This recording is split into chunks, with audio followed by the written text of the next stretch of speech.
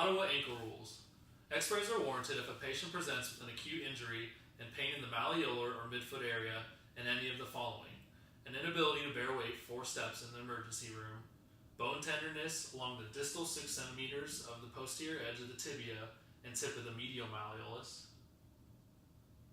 the distal 6 centimeters of the posterior edge of the fibula and the tip of the lateral malleolus, the base of the 5th metatarsal, and the navicular bone for foot injuries. Number 2, test item cluster for a patient that would respond to a spinal stabilization exercises. Age less than 40 years old, straight leg raise of above 91 degrees, aberrant movements which include instability catch, painful arc, pseudo-Gower sign, and the reversal of lumbopelvic rhythm, and a positive proton stability test.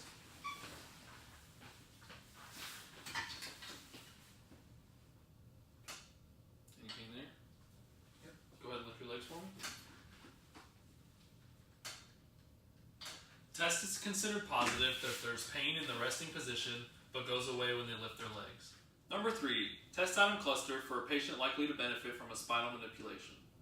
Duration of symptoms 16 days or less, no symptoms distal to the knee, an FABQ work subscale score of 19 points or less, and then 1 or more hypomobile segments in the lumbar spine,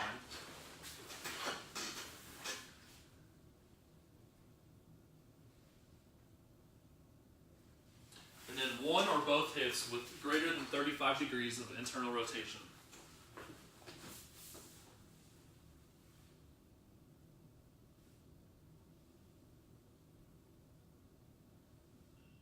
Number 4, McMurray's test for meniscopathology at the knee.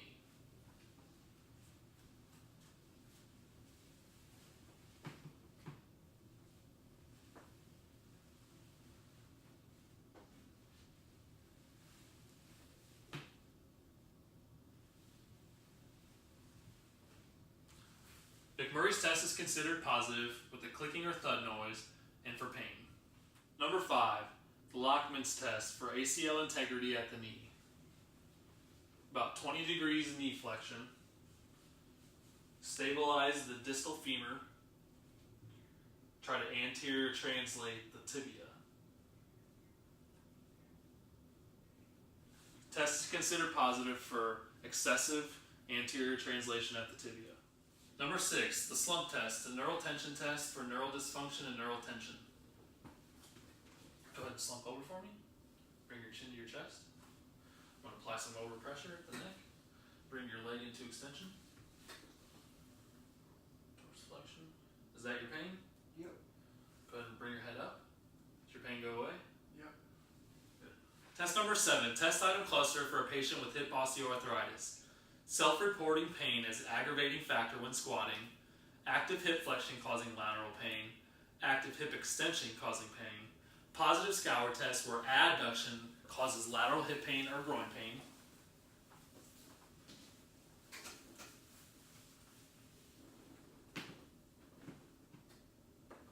Is that your pain? Yep.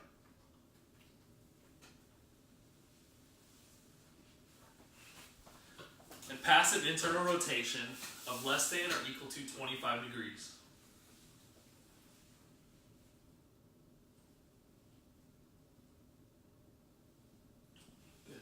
Test number 8, straight leg raise test for presence of disc herniation. Does that cause any pain? Yeah. Where at? My back. Is that your pain? Yep.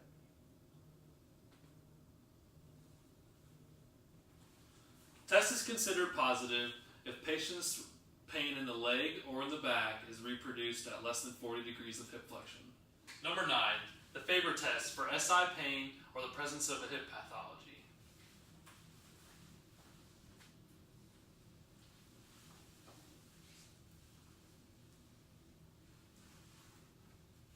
Stabilize the contralateral ASIS and apply posterior pressure through the knee. Is that your pain? Yep. Test is considered positive if the patient reports any buttock or groin pain. Number 10, the differential diagnosis of gluteal hamstring weakness versus an L5 S1 radiculopathy. With gluteal hamstring weakness, the patient would be weak in hip external rotation, hip abduction, hip extension, and knee flexion. It really would depend on the specific muscle that's been affected.